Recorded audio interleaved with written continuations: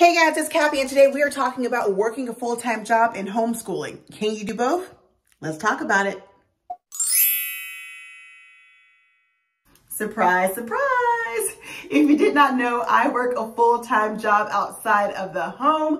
I am a flight attendant. I've mentioned it a few times on YouTube, and if you follow me over on Instagram, then you've seen kind of some pictures of me in uniform and like working and that kind of thing on my stories.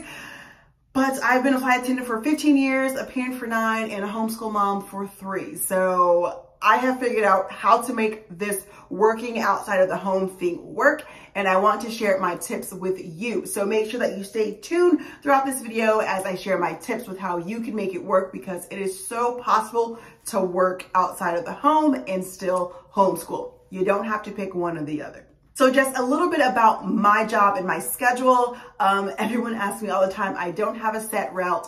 Every trip is always different. I always work with different people unless I try to work with the same people. I don't just fly up and down the East Coast, even though I try to stay on the East Coast, but you never know what you're gonna get. I work for a carrier that I pretty much just do domestics. I don't fly overseas that much. We go to the Caribbean and Mexico, and that's about it. What else do people always ask me? Do I love it? I guess I've been working for 15 years. Would I rather be home? Absolutely, but I need money, so I have to go to work. I think that kind of covers all that. Anyhow, my schedule, when it comes to my work schedule, I tend to work 2 to 3 days a week. Now, sometimes I go out in the morning and I'm back in the afternoon. And then there's other times where I will say leave on, Friday, and then I will come back on Sunday. So it just kind of depends on what trips I pick up or trade into, but that is generally how I work. I work about 2 to 3 days a week. So I know it's a little bit different than the standard 9 to 5, but I am working outside of the home nonetheless, and I can make it work being gone overnight. Then you can make it work being gone 8 hours out of the day. So look, I get it. We live in a society now where you really need a 2-income household, sometimes 3. We all got little side hustles going on. But you do, it's so nice and comforting when you have those 2 incomes in your house.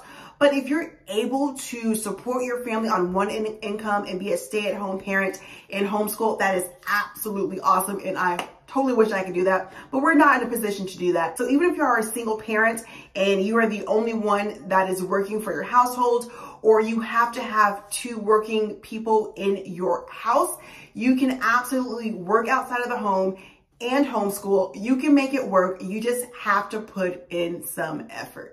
I'm homeschooling a 5-year-old and a 9-year-old. So the needs of my children are different than the needs of, say, 12-year-olds or 16-year-olds or 17-year-olds or even 10-year-olds, you know?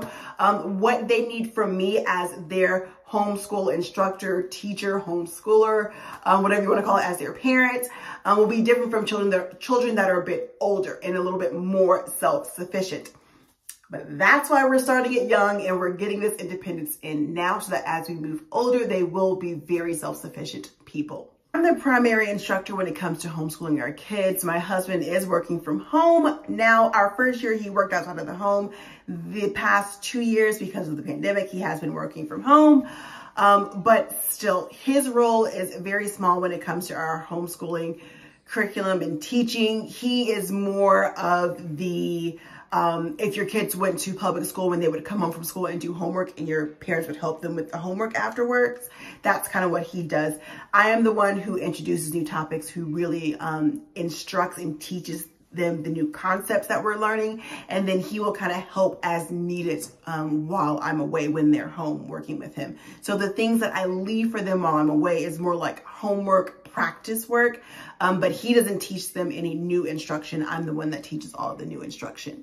Let me know if you want to see more of a detailed day in the life type of what it really looks like on the days when I work. If you want to see a day in the life like that, let me know, and then I can put that together for you guys.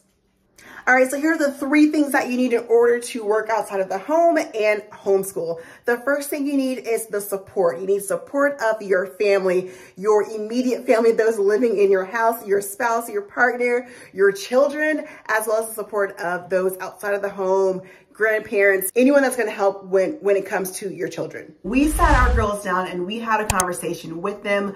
We continue to have this conversation with them. We explained to them that Our family is made up of 4 important people. And in order for our family to work, all 4 of us, we have to do our part. And when it comes to homeschooling, we all have to do our part. Mommy and daddy have to work outside of the house because we gotta work. We have to make money because we have a living. We have a standard of life that we enjoy having. We like doing extracurriculars and playing basketball and soccer and, going to Disney and all those fun things. So we need to have money to support our family. So mommy and daddy are going to go out and we're going to do that. But while we're doing that, it is also important for them to withhold their end of the bargain when it comes to homeschool, meaning that when mommy is not here, they have to be self-sufficient.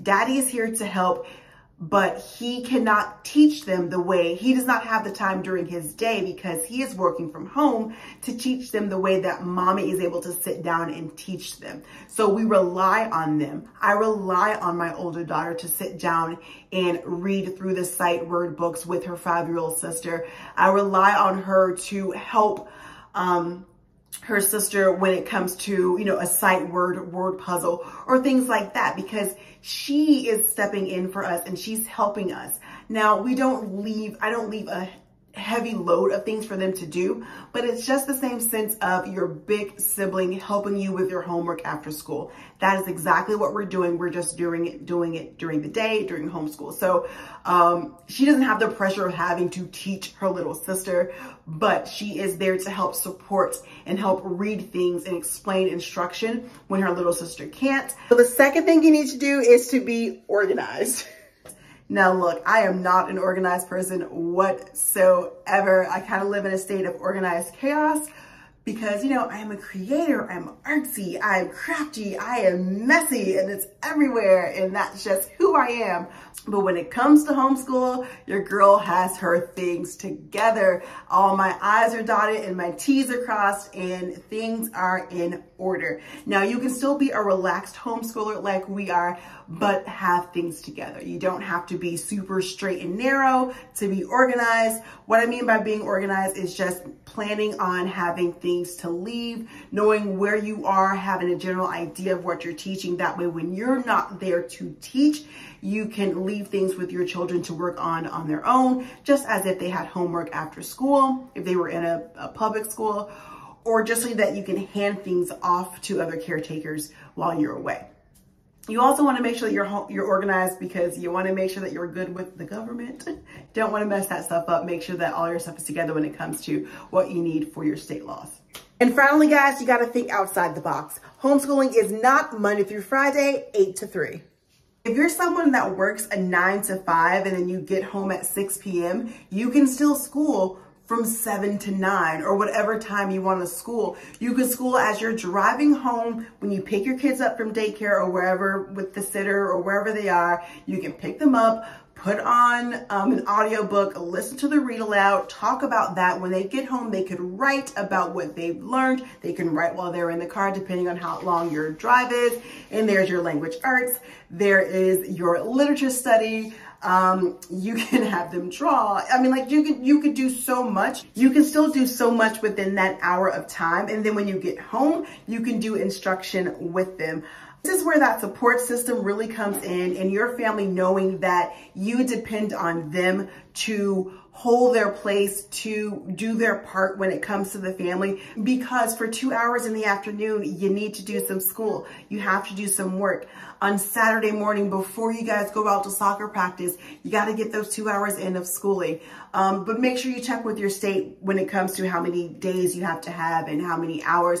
But that's just a general idea of what you can do. That does not mean you have to do Monday through Friday, 8 to 3 when it comes to schooling your kids. Think outside of the box. So I hope this video was helpful for you guys. I hope that it encouraged you to know that you can work outside of the home and homeschool. It does not have to be one or the other. You can truly do both. It just takes a little extra effort on your part and the part of your children, but you can absolutely make it happen.